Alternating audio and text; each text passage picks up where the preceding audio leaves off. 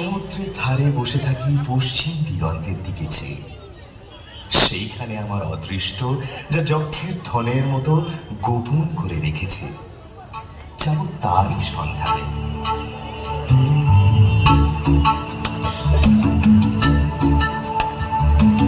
যাবই আমি যাবই, ভগবানী যেতে যাবই, যাবই আমি যাবই। লক্ষ্মীরে হারাবই যদি অলক্ষ্মীরে পাবই, যাবই আমি যাবই।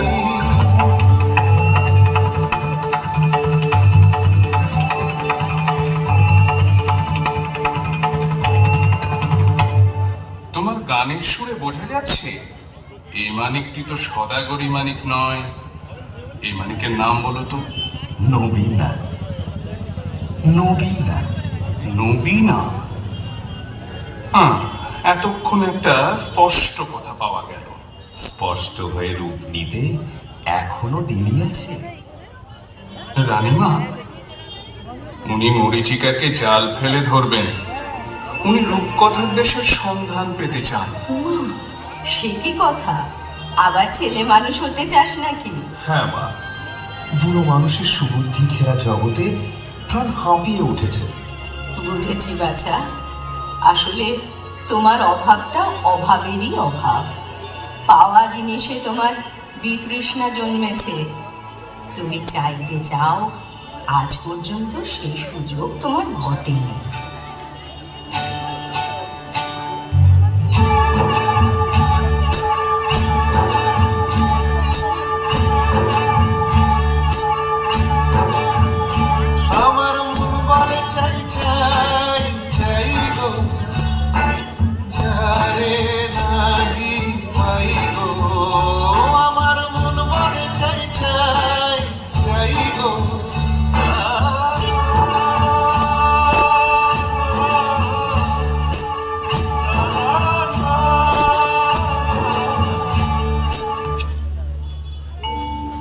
বাছা, তোমাকে ধরে রাখতে গেলেই হারাবো।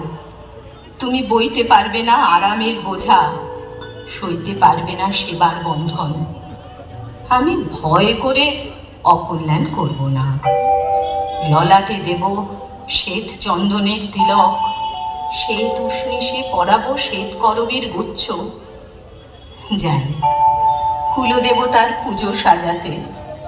সন্ধ্যার সময় আরতির কাজল পরাবো চোখে।